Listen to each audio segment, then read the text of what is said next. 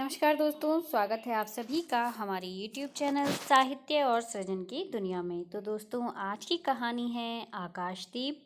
लेकिन उससे पहले हम थोड़ी सी चर्चा कर लेते हैं, जान लेते हैं आदरणीय महान साहित्यकार जयशंकर प्रसाद जी, जो कि छायावाद के हमारे स्तंभों में से एक बहुत महत्वपूर्ण स्तंभ माने जाते हैं, जिन्होंने काव्य, कहानी और गद्य की अन्य जो विधाएं हैं, जिसमें निबंध और उपन्यास भी शामिल हैं, उनमें अपना महत्वपूर्ण योगदान दिया।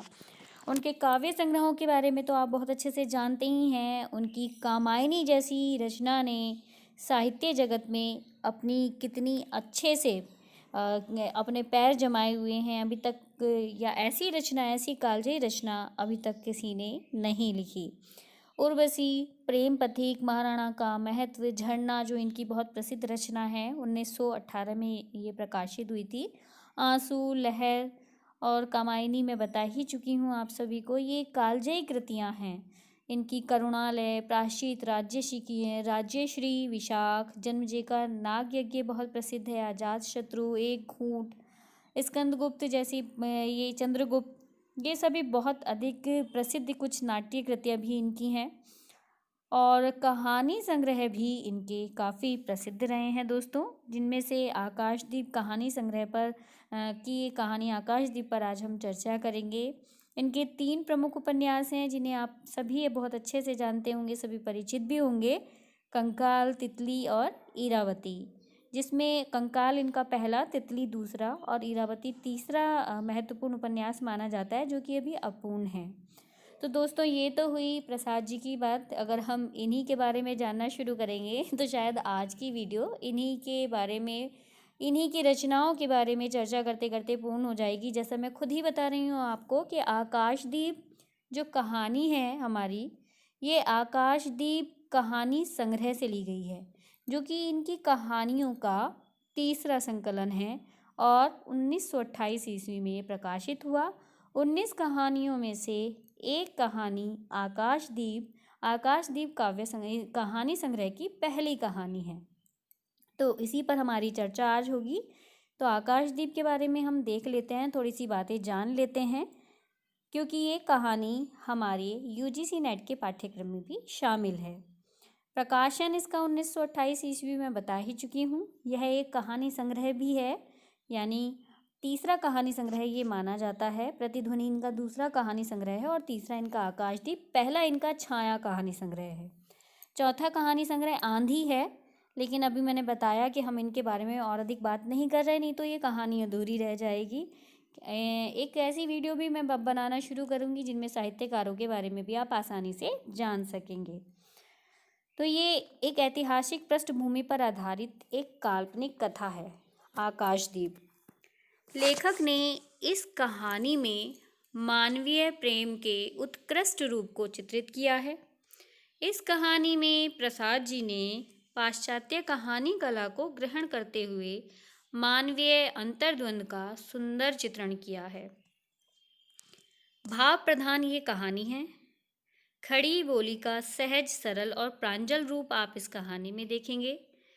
तत्सम शब्दों की प्रचुरता यहाँ दिखाई देगी। ये इसकी कुछ थोड़ी सी मैंने हिंट्स यहाँ पहले ले लिए हैं, ताकि थोड़ी कहानी की विशेषता आपको प्रमुखता पता चल जाए। कर्तव्य के लिए प्रेम का बलिदान कहानी को उच्च कोटि की श्रेणी में लाकर खड़ा कर देता है। और इस कहानी की जो महत्वपूर्ण बात है वो यही है कि सिर्फ यहाँ पर एक जो प्रेम दिखाया गया है, उसकी जो बलिदान का रूप दिखाया गया, यानी प्रेम सिर्फ पाने के लिए नहीं होता, प्रेम देने का नाम है। और यहाँ प्रेम में बलिदान दिखाया गया है, जो कि कहानी को उच्च कोटि पर पहुँचा देता है।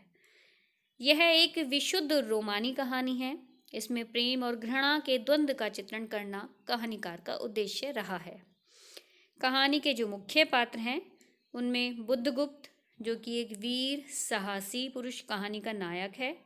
चंपा कहानी की नायिका है और बुद्धदेव की प्रेमिका है। मणिभद्र कहानी का खलनायक है, चंपा और बुद्धदेव को बंदी बना लेता है। इसमें नायक नाम का एक पात्र है, जो कि मणिभद्र के अंडर में काम करता है। और इसमें एक और भी अलग थोड़े थोड़े से इसमें पात्र आए हैं। छोटे छोटे पात्र हैं, लेकिन जो इनमें प्रमुख पात्र माने जाते हैं वो यही हैं: बुद्धगुप्त, चंपा, मणिभद्र। नायक का भी थोड़ा सा चरित्र मैंने इसीलिए आपको बता रही हूँ क्योंकि नायक के बारे में भी अगर पूछ लिया जाता है तो वो भी इस कहानी का पात्र है। थोड़ा सा देख लेते हैं कहानी का सार। कहानी का सार है कि कहानी का एक नायक है बुद्धगुप्त, जो कि जलदस्यु का सरदार है। कहानी की मुख्य नायिका चंपा क्षत्रिय वर्ग की है।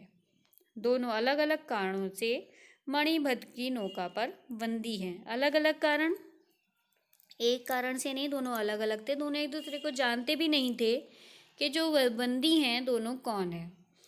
चंपा के मन में बुद्धगुप्त के प्रति अनन्य प्रेम है, लेकिन उसके मन में यह आशंका है कि उसके पिता की जो मृत्यु हुई है उसका कारण बुद्धगुप्त है। प्रेम और घृणा से चंपा के मन में अंतर्द्वंद चलता रहता है।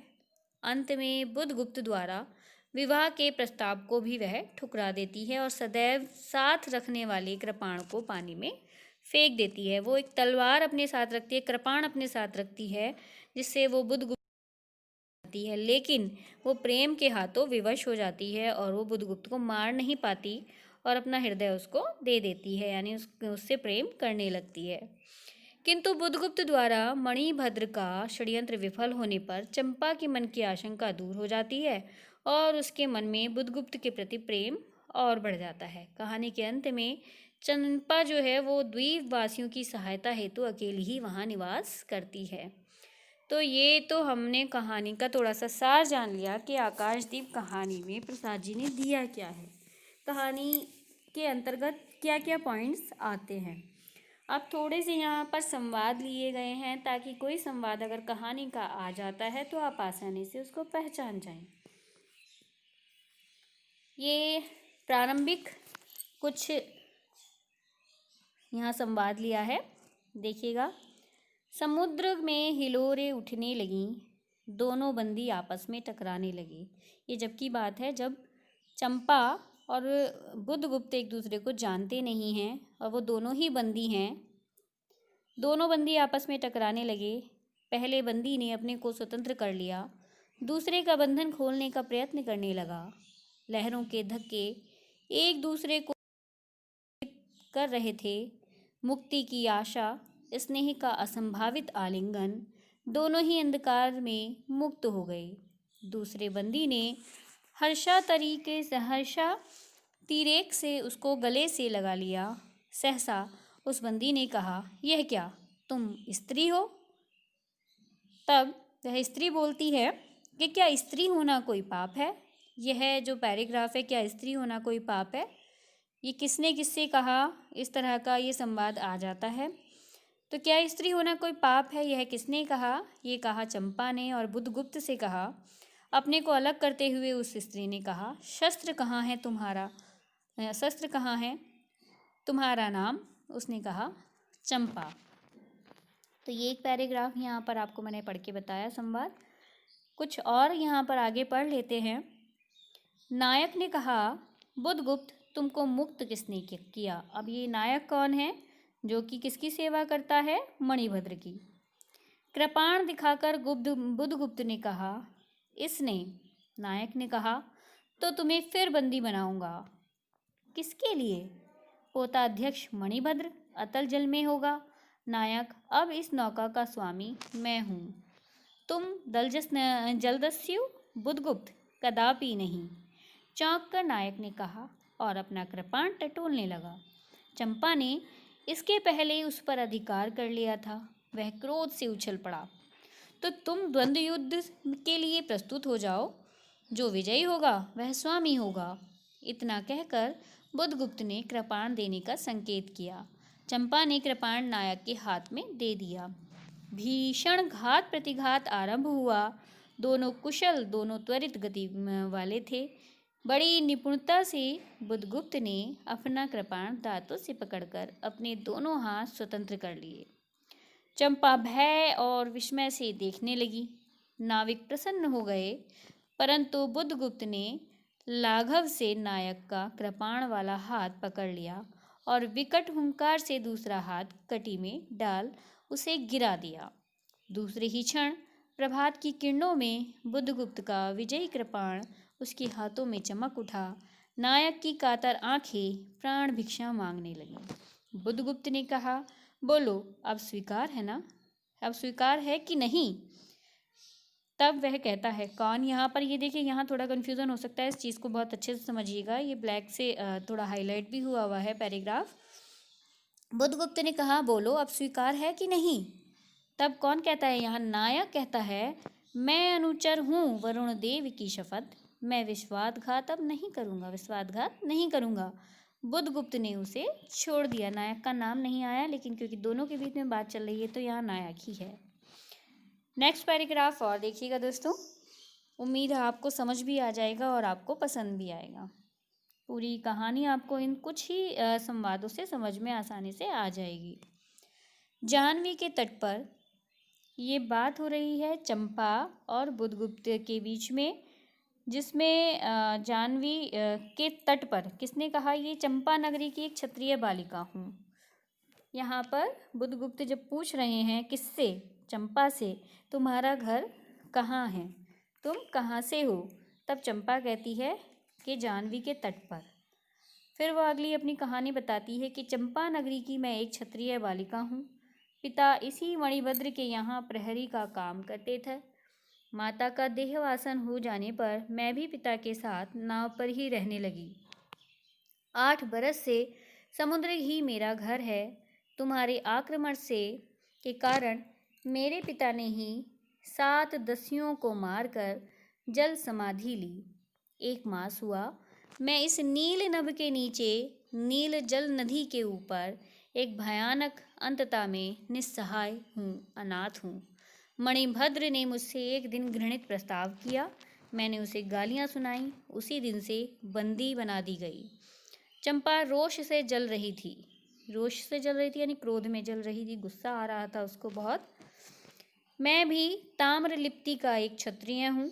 तब कौन कहता है ये सब? बुद्धगुप्त उससे बताता है कि मैं ताम्रलिप्ति का एक क्षत्रिय हूँ चंपा, परंतु दुर्भाग्य से जलदस्यु बनकर जीवन बिताता हूँ। अब तुम क्या करोगी? मैं अपने अदृष्ट को अनिर्दिष्ट ही रहने दूंगी, वह जहाँ ले जाए।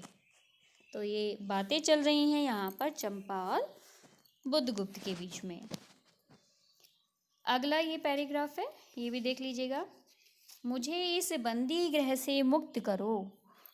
अब तो बाली, जावा और सुमात्रा का वाणिज्य केवल तुम्हारा ही अधिकार है, हे महानाविक। महानाविक किसके लिए यहाँ पर कहा जा रहा है? तो ये बुद्धगुप्त के लिए कहा जा रहा है और ये चंपा कह रही है।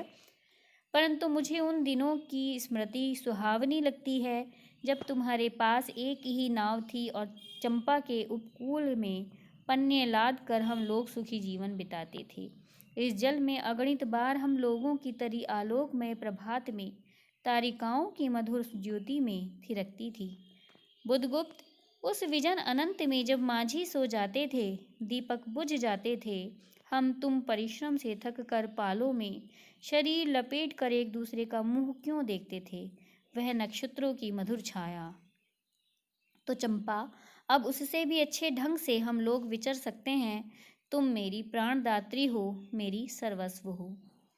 तब, नहीं नहीं, तुमने दस्युवृत्ति छोड़ दी, परंतु हृदय वैसा ही अकरुण, संतृष्ण और ज्वलनशील है। तुम भगवान के नाम पर हंसी उड़ाते हो, मेरे आकाशदीप पर व्यंग कर रहे हो नाविक।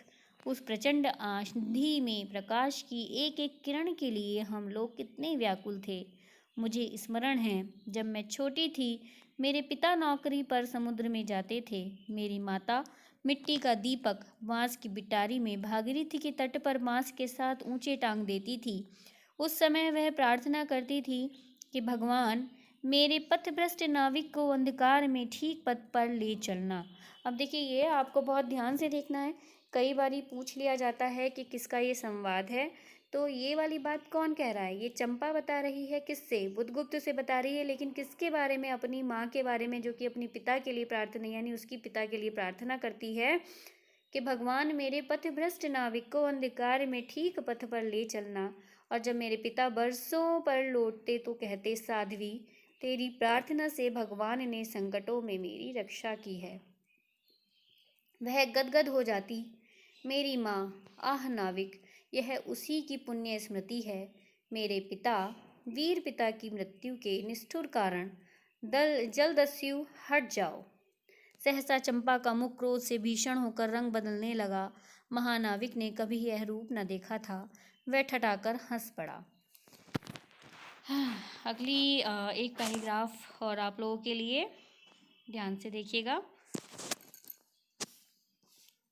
बुद्धगुप्त, आज मैं अपने प्रतिशोध का कृपाण अतल जल में डुबो देती हूँ। हृदय ने छल किया, बार बार धोखा दिया। चमक कर वह कृपाण समुद्र का हृदय बेधता हुआ विलीन हो गया। तो आज से मैं विश्वास करूं क्षमा कर दिया गया। कौन कहता है ये? बुद्धगुप्त कहता है चंपा से, और ये पहली वाली लाइन चंपा की है। आश्चर्य कंपित कंठ से महानाविक ने पूछा, विश्वास? कदापि नहीं बुद्धगुप्त। जब मैं अपने हृदय पर विश्वास न कर सकी, उसी ने धोखा दिया, यानी तुमसे प्रेम करने लगा। तब मैं कैसे कहूँ कि मैं तुम्हें घृणा करती हूँ?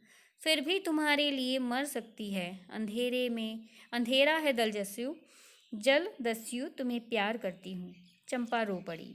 वह स्वप्नों की रंगीन संध्या तम से अपनी आंखें बंद करने लगी थी। दीर्घ निश्वास लेकर महानाविक ने कहा, इस जीवन की पुण्यतम घड़ी की स्मृति में एक प्रकाश गृह बनाऊंगा चंपा। यहीं उस पहाड़ी पर संभव है कि मेरे जीवन की धुंधली संध्या उससे आलोकपूर्ण हो जाए। इसमें अधिकतर जो बातें हुई हैं, जो दो लोगों के बीच में वार्तालाप हुई है, वो बुद्धगुप्त और चंपा की ही है, क्योंकि मुख्य कहानी ही उन दोनों की है। लेकिन दोनों की कन्वर्सेशन में किसकी बात आई है, ये हमें ध्यान रखना है। जैसे हमने पीछे अभी देखा है कि चंपा जब बात कर रही है बुद्धगुप्त से, तो उसकी बातों में उसकी माँ और उसके पिता की बातें भी आती हैं, या बीच में नायक के भी कुछ कथन आए हैं। ये देखिएगा, अगला संवाद है ये। यहाँ पर भी इन दोनों की ही बातें चल रही हैं। यदि तुम्हारी इच्छा हो तो यह सच भी हो सकता है चंपा। कितने वर्षों से मैं ज्वालामुखी को अपनी छाती में दबाए हूँ। चुप रहो महानाविक। क्या मुझे निस्सहाय और कंगाल जानकर तुमने आज सब प्रतिशोध लेना चाहा? मैं तुम्हारे पिता का घातक नहीं हूँ चंपा। वह एक दूसरे दस्यु के शस्त्र से मरे।